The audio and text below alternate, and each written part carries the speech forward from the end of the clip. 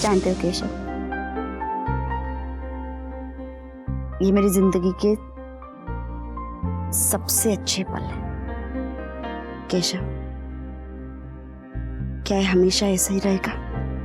बिल्कुल रहेंगे, रहना ही पड़ेगा। मुझे नहीं लगता। देखो ना, एक न एक दिन हम बड़े हो जाएंगे, बूढ़े हो जाएंगे, फिर एक दूसरे से बहस करेंगे, लेकिन तब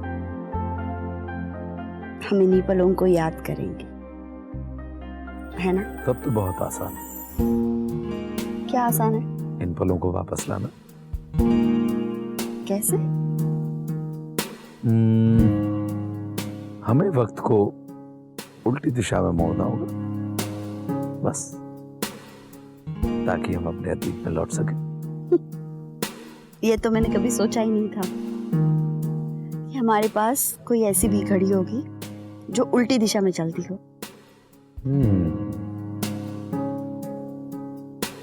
है नहीं तो आ जाएगी। इंसान ने कितनी चीजों का आविष्कार कर लिया। हो सकता है हम ही आपको दें ऐसी घड़ी तोहफे में जो उल्टी चलती हो,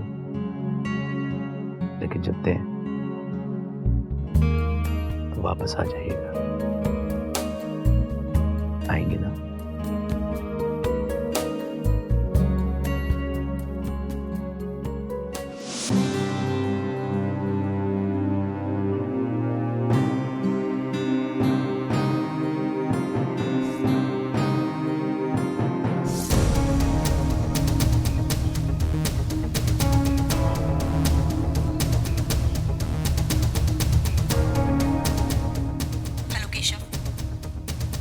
हमें पता था कि तुम हमसे बात करना चाहते हो।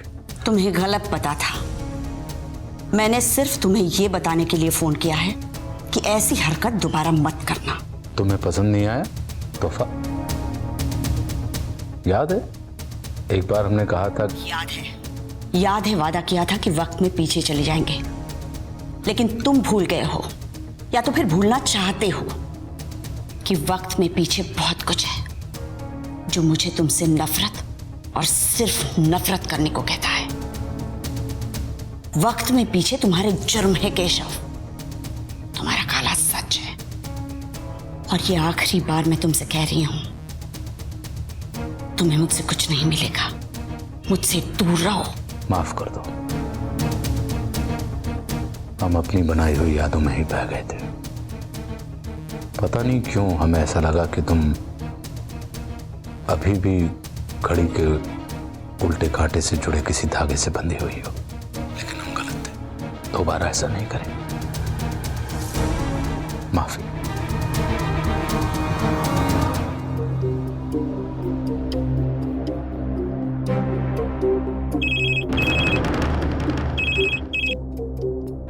हेलो। हेलो, सुषमा जी? हाँ, तुम हो?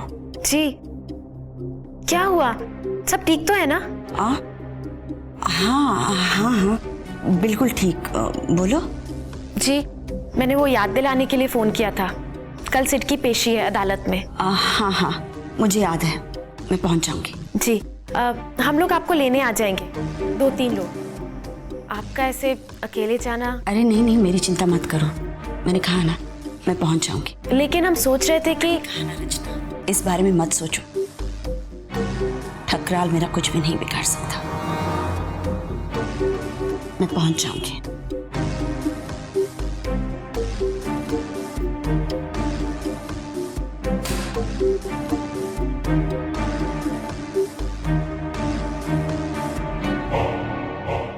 बेकसूर है, बेकसूर है, बेकसूर है। सीट को रिहा करो, रचना ने कही है तो सही है, आज जीत हमारी है।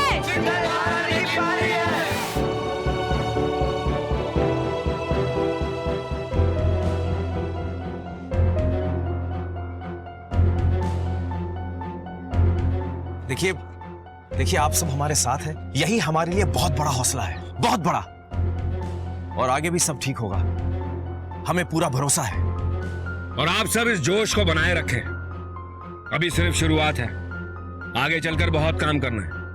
चलिए आइए। टकराल को जेल पहुंचाना है, बाकी सबको बहाना है। टकराल को जेल पहुंचाना है, बाकी सबको बहाना है। जीत हमारी है, बाकी सबको बहाना है। टकराल को जेल पहुंचाना है, बाकी सबको बहाना है।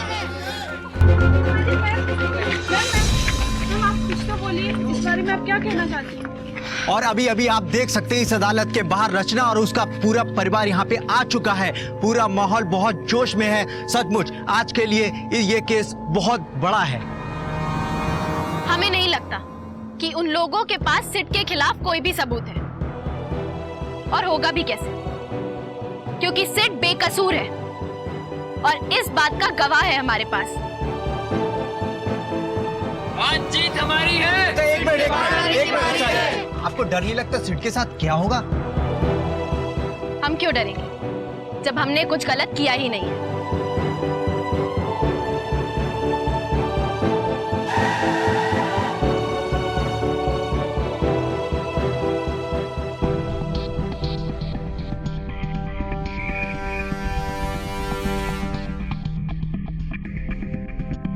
मिस्टर ठकराल, एक सवाल आपसे। सिर्फ एक सवाल। मिस्टर ठकराल, आप इस केस के सिलसिले में अदालत क्यों आए? हमारे विश्वविद्यालय का मामला है, बहुत बड़ी कार्रवाई, और जो गिरफ्तारी हुई थी वो हमारे सामने हुई थी। एक वाइस चांसलर की हैसियत से न्याय की अपेक्षा के साथ अदालत की कार्रवाई देखने आए। मैं भी यही देखने आई, बल्कि हम सब यही देखने आए हैं कि असली दोषी कौन है और उसे कितनी सजा मिलती है।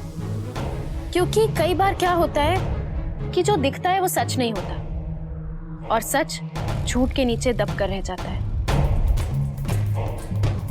हम भी ऐसा मानते हैं। क्या है कि पुलिस की कार्रवाई शक से शुरू होती है और अदालत की सच से। तो जितना मुश्किल झूठ में से सच को निकालना होता है, उससे कहीं ज्यादा मुश्किल सच में से सच को निकाल देना होता है, और ये देखने का अपना आनंद है। तो फिर आज आपको बहुत खुशी होगी, क्योंकि आज अदालत में देखने के लिए बहुत कुछ है, खासकर उस रात की घटना के पीछे का असली चेहरा। हाँ, आओ चलो। 10:35। तो अदिति चौधरी जी, आप एक बार फिर से बारीकी में सोच कर बताएं कि आप उस लड़के से, सिद्धार्थ से पहली बार पार्क में कितने बजे मिले? 10:30, 10:35 के आसपास। 10:30 या 10:35। 5 मिनट का फर्क बहुत बड़ा फर्क होता है मैडम। दुनिया इधर से उधर हो सकती है। 10:35।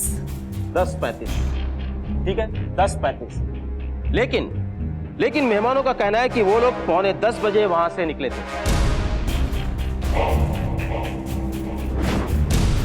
और मोहित का कहना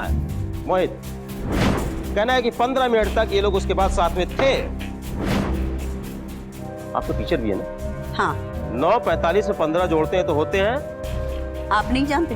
मैं जानता हूं 10, लेकिन आपने कहा 10:35। 10:35 मतलब 35 मिनट का फर्क। सिद्धार्थ नशे में था, वो अकेला था, वो वहां गया, और ऐसे में उसने उस लड़की के साथ घिनौनी हरकत की। वकील साहब, आप अगर गणित लगा रहे हो तो ढंग से लगाइएगा। आपकी रिपोर्ट के अनुसार हॉस्टल नंबर 3 में बदतमीजी हुई उस लड़की के साथ। लड़का जहां बैठा था उस पार्क से हॉस्टल नंबर 3 तक पहुंचने में 15 मिनट लगते थे। तो जाते हुए 15 मिनट और आते हुए 15 मिनट, कितने मिनट हुए? 30 मिनट। 30 मिनट का हिसाब तो यही लग गया। फिर लड़का कब जाएगा, कब बदतमीजी करेगा और कब वापस आएगा?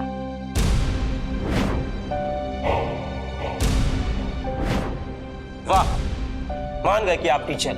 ऐसा लगता है जैसे लड़के के पंख निकल आए हो और वो उड़कर वहां पहुंच गया। लेकिन इसका एक और तरीका है, और ऐसा ही हुआ है। लड़का 10 बजे हॉस्टल नंबर 3 के लिए निकलता है, 15 मिनट में वो वहां पहुंचता है, और अंदर जाता है। अंदर जाकर लड़की के साथ छेड़खानी करता है और लड़की शोर मचाती है। तब तक बच जाते हैं 10-25। लड़के के पास अब भी 10 मिनट है अपनी जान बचाने के लिए, और ऐसे में वो भागकर ही वहां से अपनी जान बचा सकता है। लड़का वहां से भागता है, बेतहाशा भागता है, और भागकर उसी जगह पहुंचता है, उसी पार्क की बेंच पर जहां पर पहली बार आपने उसे देखा था। और तब तक बज चुके हैं 10:35। हो गया ऐसा? सब कुछ साफ, एकदम कांच की तरह साफ। एक मिनट। मैं कुछ समझी नहीं। आपने अभी अभी कहा कि लड़का 10:25 पर भागते हुए हॉस्टल नंबर 3 से पार्क में पहुंचा, उस बेंच पर। मैं दोहराने जा रहा था, लेकिन आपने बीच में मुझे रोक दिया। रोकने की वजह है, पुलिस की रिपोर्ट के अनुसार लड़की ने यह बयान दिया है कि लड़का उसे परेशान करके 10:30 बजे भागा। उसे ठीक से याद है क्योंकि उस वक्त हॉस्टल की घड़ी में 10:30 बज रहे थे। 10:30 बजे घंटी बजती है, वो घंटी बज रही थी, उसे याद है। तो अब आप ही मुझे बताइए, अगर लड़का 10:30 बजे हॉस्टल नंबर 3 से भागा तो 10:35 को वो मुझे पार्क में उस बेंच पर कैसे मिला? अब ये मत कहिए कि उड़कर आया। सिद्ध को रिहा करो। सिद्ध बेगुनाह है। सिद्ध को रिहा करो। रिहा करो, रिहा करो। सिद्ध बेगुनाह है। सिद्ध को रिहा करो। सिद्ध को रिहा करो। सिद्ध को रिहा करो। सिद्ध बेगुनाह है। सिद्ध बेगुनाह है। बेगुनाह है। रिहा करो। सिद्ध बेगुनाह है। सिद्ध को रिहा करो। सिद्ध को रिहा करो। बेगुनाह है। सिद्ध बेगुनाह है। बेगुनाह है। रिहा करो, रिहा करो। ऑर्डर। अदालत में अब एक भी और नारा सुनाई दिया तो आप सबको अदालत से बाहर कर दिया जाएगा। You may proceed mister Ahuja. दम है टीचर जी, आपकी बात में दम है, लेकिन थोड़ा सा कम है। मानता हूं, मैं मानता हूं आपकी बात कि जब सिद्धार्थ ने लड़की के साथ हॉस्टल में बदतमीजी की, उस वक्त हॉस्टल की घड़ी में 10:30 हो रहे थे। और शायद आपको यह बात नहीं मालूम है कि हॉस्टल की घड़ी 5 मिनट तेज है।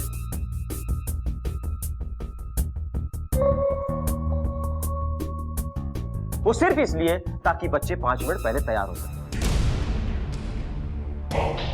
अब सिद्धार्थ के पास 10 मिनट थे उस जगह पर पहुंचने के लिए, समझ गए? और आपने बताया कि आप जब सिद्धार्थ से मिली थी तब सिद्धार्थ ने आपसे बात नहीं की, मतलब जब आपने उसे सवाल किया था तो उस वक्त उसने तुरंत आपको जवाब नहीं दिया, वो भी सिर्फ इसलिए क्योंकि वो वहां से भागकर वहां तक गया था। और जब कोई आदमी भागकर एक स्थान से दूसरे स्थान पर जाता है तो उसकी सांस फूलती है। सिद्धार्थ की भी सांस फूल गई, इसीलिए वो चुप। सिद्ध को रिहा करो। सिद्ध बेगुनाह है। सिद्ध को रिहा करो। देखिए, चुप बैठिए प्लीज। सिद्ध बेगुनाह है। देखिए, अदालत में रुकिए। सिद्ध को रिहा करो। सुनिए, सिद्ध बेगुनाह है। अरे ये लोग कुछ भी बोलते हैं और आप कह रहे हैं कि हम शांत रहें। एडवोकेट आहूजा, आप इस तरह से बिना किसी प्रूफ के यूं ही जोड़ तोड़ कर कहानी बनाकर कुछ भी साबित नहीं कर सकते। मुझे पक्का पता है और कोई भी बता सकता है, वहां से हॉस्टल नंबर 3 तक जाकर वापस आना आधे घंटे में नामुमकिन है। लेकिन आप भी जो कह रही हैं वो भी तो एक कहानी है। बकवास है। सिद्ध ने कुछ नहीं किया। सिद्ध को रिहा करो। सिद्ध बेगुनाह है। सिद्ध बेगुनाह है। सिद्ध बेगुनाह है। देखिए, शांत हो जाइए प्लीज। बेगुनाह है। चुप बैठिए। सुनिए, अदालत में इस तरह की बात। आई से ऑर्डर इन द कोर्ट। ऐसे हालात में अदालत को और जारी नहीं रखा जा सकता, इसलिए इस केस को अगली तारीख तक के लिए मुलतवी किया जाता है और सिद्धार्थ को तब तक पुलिस कस्टडी में रखने का आदेश दिया जाता है। झूठ कपट नहीं चलेगा। नहीं चलेगा, नहीं चलेगा। झूठ कपट नहीं चलेगा। नहीं चलेगा, नहीं चलेगा। सिद्ध को रिहा करो। सिद्ध बेगुनाह है। झूठ कपट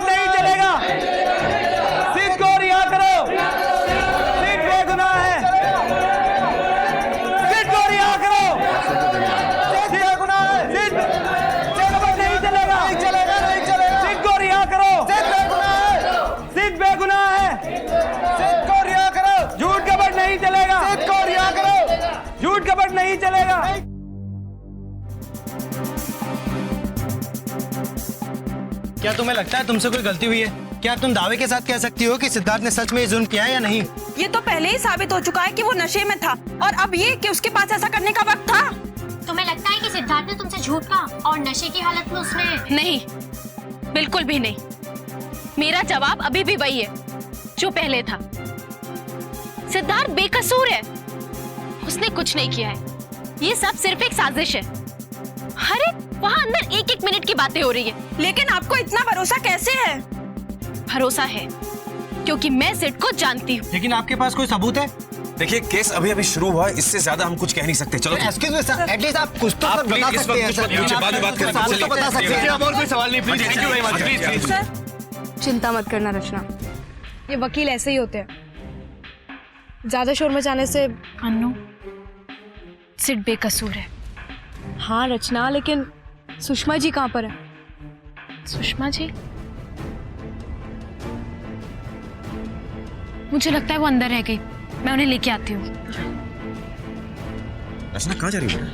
पापा मैं भी आती हूँ। कहाँ? आदित्य,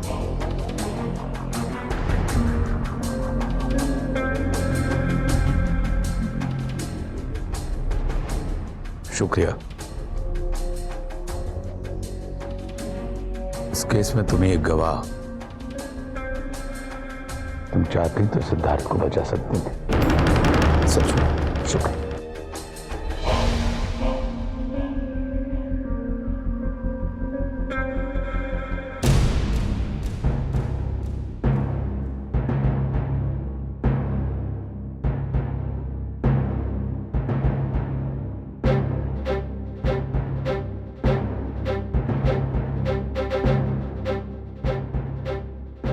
तुम चिंता मत करो रचना,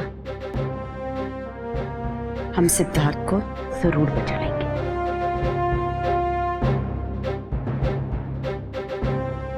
आओ।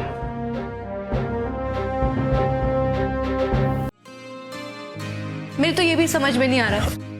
एक तरफ सिड जो कह रहा है वो है, और दूसरी तरफ वो लड़की, उसकी भी अपनी बात है, और दोनों के पास कोई प्रूफ नहीं है।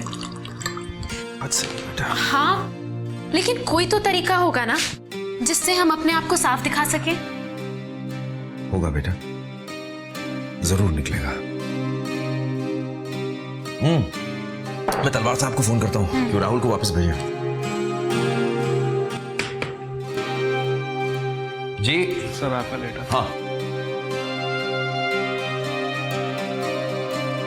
सब यहाँ साइन कर दीजिए। जी। Thank you sir. क्या है पापा? कानूनी कागज है। ठकराल ने तुम्हारे खिलाफ केस फाइल किया है, मानहानि का। उसका कहना है कि तुमने उसके खिलाफ बदतमीजी के झूठे इल्जाम लगा के उसे बदनाम किया है।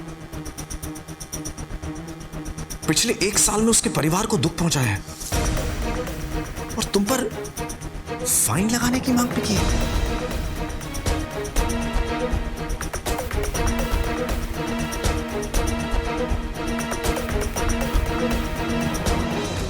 किसी दूसरे पर विश्वास करने के लिए मन में बहुत भारी, बहुत पक्का भरोसा होना चाहिए, और जब उस इंसान ने आपका भरोसा एक बार पहले भी तोड़ा हो तो ये करना और भी मुश्किल हो जाता है।